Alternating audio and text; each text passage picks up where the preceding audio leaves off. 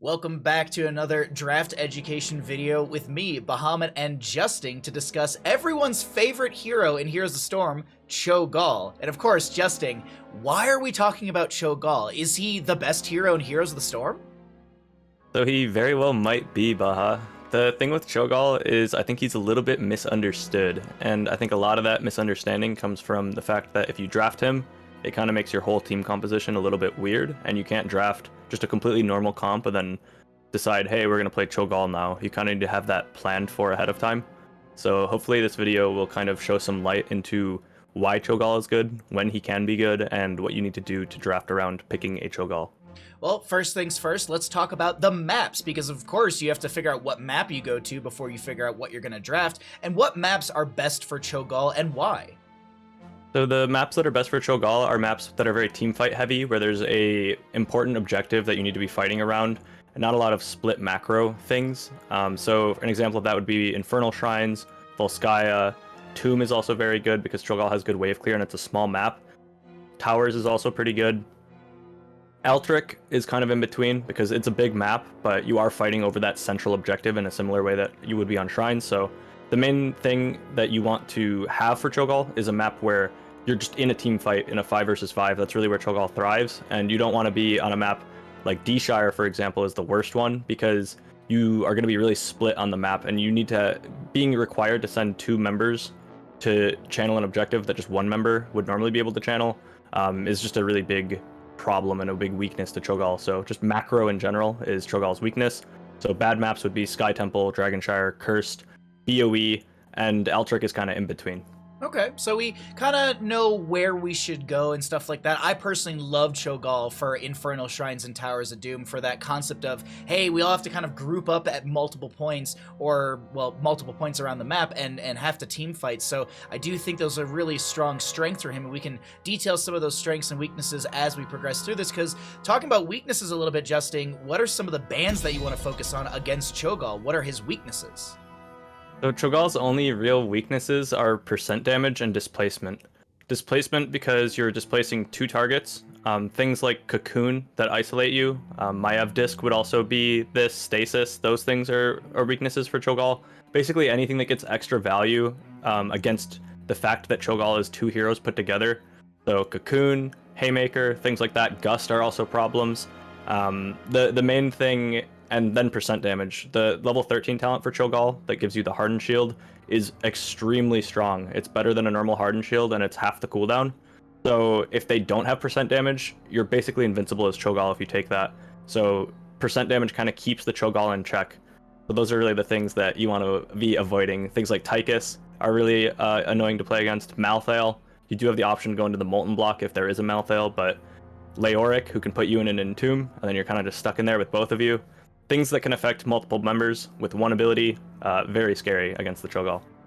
And so we've talked about strength, weaknesses, and maps. Of course, we're getting into kind of the meat and potatoes of a draft. And what would you consider the early pick priority if you're a Cho'Gall drafting team? Do you want to pick him up immediately when you can, or do you save him till a little bit later to try and trick the enemy team and maybe do that kind of little bit of a draft dance, if you will?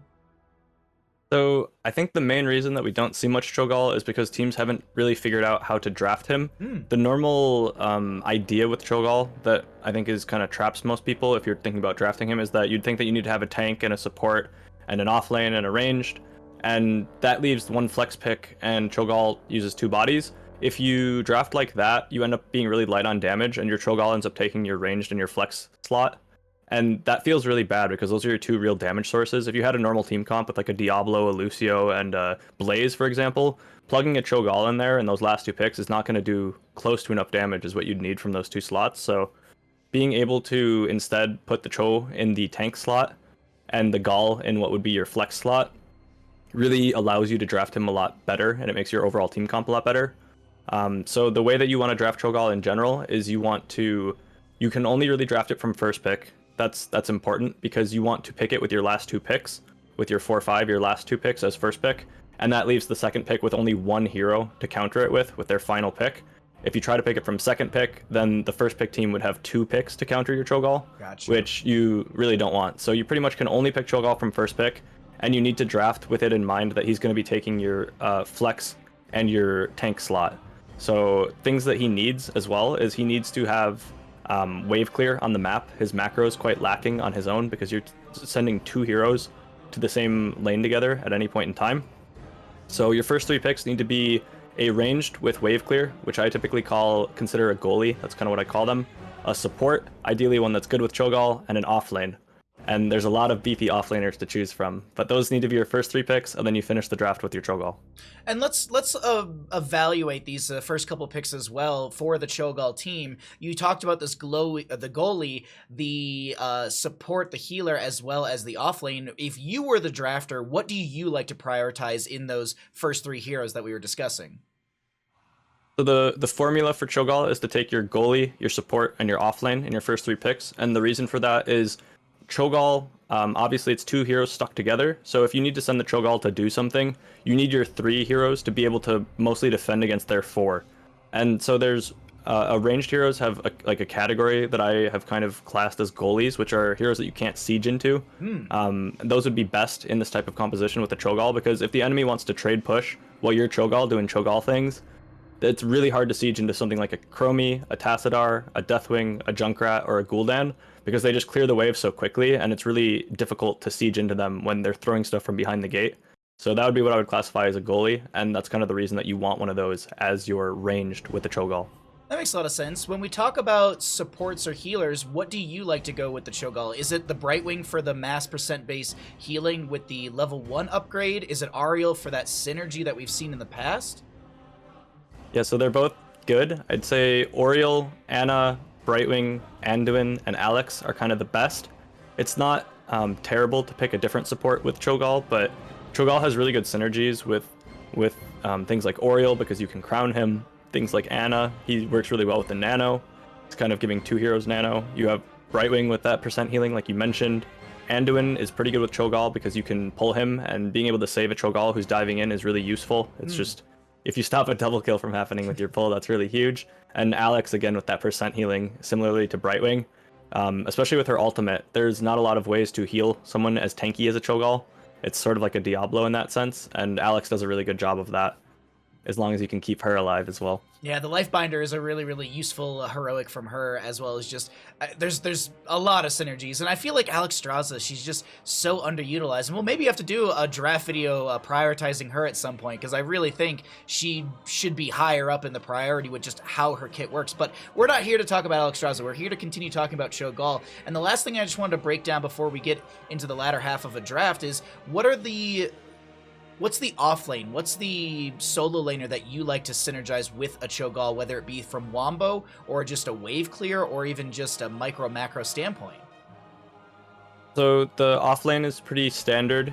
You want something that has CC and can play as kind of a secondary tank for you, because the Cho'Gall is not really a traditional tank. It has utility and it has CC, but it's not quite the same. So you want a beefy offlaner like you would normally want, like a Hogger, a Blaze, a Yrel, Joe, Leoric, Diva, or Dahaka. Those are kind of the main off lanes, and having any of those just combos really well.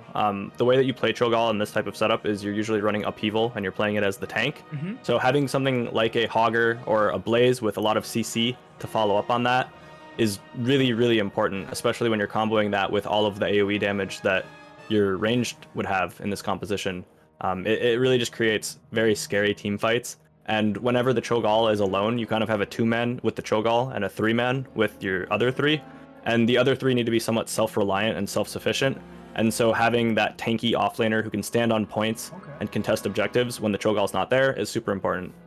I really like that. And so we've kind of talked about the early phases of the draft, the map pick, the bans. We do have that second phase of bans, and this is where things start to get a little interesting, because you haven't picked a tank. You've gotten, let's say, a Junkrat, a Brightwing, and a Leoric in this composition. Is the enemy team wise to the fact that you're about to take this Cho'Gall? If you ban a Tychus or a Malthael, is that kind of the sign in the sky that you're going to be drafting this? Is there a tactic in the mid-ban phase to kind of still trick the enemy into thinking, oh, they're not going to Cho'Gall? So that's the beauty of setting up your draft in this way, is if you do pick your ranged, your support, and your offlane with the first 3 picks from first pick, if Cho'Gall was constantly on everyone's mind, it would almost be a given that second pick would have to ban Cho'Gall in that situation. or end up in a weird situation where they end up picking the Cho'Gall themselves on the 3-4 from second pick after the bans, if the Cho'Gall was that heavily prioritized. There's not really too much of a way to hide it if you're showing those 3 picks, other than just with good draft etiquette, picking those 3 priorities, picking the range, the support, and the offlane is just kind of good drafting etiquette anyways, so it doesn't really give away too much. I'm sure we could look at some CCL VODs and see quite a few times where those 3 roles were picked up that would fit this formula and they didn't go Cho'Gall, disappointingly, and it wasn't banned. And I think a lot of it is just teams not understanding when to draft it, and maybe just not putting in the practice on Cho'Gall specifically, because it does make your comps very weird, but there's really no way to hide it. And from a draft standpoint, if the enemy bans Cho'Gall every single time from second pick, that's just even more power for first pick, because that opens up other priority picks for you later in the draft. And we know that in the later portion of the draft, after the mid-ban phase, of course, Team 1 would be picking up that Cho'Gall so long as it's not banned out. And the opposing side, we kind of let's kind of do this little push and pull. They have on the side of Team 2 that last pick. What do you kind of flexing at the last moment? Do you just jump onto the Malthael or a Tychus or whatever you can get with percent-based damage, even like a Greymane Curse Bullet? Or is that a bit of a bait to try and all in on percent-based damage to try and kill Cho'Gall? So I think in general, the best thing to do against the Cho'Gall is to try to just kind of slow the Cho'Gall down and go for other targets. That's really hard into a good Cho'Gall composition though, because they're all going to be peeling for each other quite well. The things that kind of create either displacement or, so for example, things like Cocoon would be really strong. And it depends a lot on what the second pick team has already picked.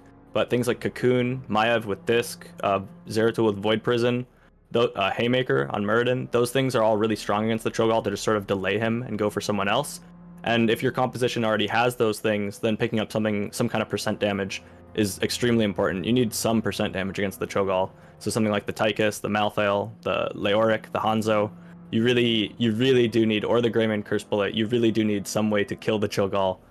Or just be able to keep him out of the fight basically forever, because once it gets to late game, Cho'Gall is an absolute monster. And you jumped to the perfect topic. The last thing I wanted to discuss is, how do you play this Cho'Gall? Is it all in, right up front, the start of the game, you're dominating? Or is it kind of a slow burn sort of deal? You need to get to a specific point within the game or even your talent tier tree to really start popping off as this monster of mayhem. So with the main tank Cho'Gall, where that's kind of the role that you're filling in the composition, you really need level 13 to get one of your defensive options before you can really start taking 5v5s and feeling confident in them. And then once you get the stun orbs on Gall, and then get the level 20 where you have the infinite stun orbs for 6 seconds, that's really when Cho'Gall comes into full form. If you have that CC from the Gall orbs at 20 and you have upheaval with the root at level 20, Cho'Gall is easily one of the strongest level 20 heroes in the entire game. And between those two heroes provides more CC and engage than every other tank in the game by quite a huge amount. So level 20 is really what you're hoping to get, which is also part of the reason why you wouldn't want to pick him on BOE, for example, because the game doesn't always go to 20 on that map. Whereas some of the maps, it's a lot more likely to get your Cho'Gall there. So you're definitely playing to scale with the Cho'Gall, because late game team fights are pretty easy if they don't have too many counters for you. Well, there you have it, ladies and gentlemen at home. Justing and I have broken down the best way to draft a Cho'Gall and how to execute with him. We look forward to seeing all of your Cho'Gall games throughout Storm League, and I just want to see a mass takeover of Cho'Gall in all of our games. Make sure that you also catch some of the other videos that Justing and I have done. Just like last week, we played a little Murky Nova, and you can check that out right here.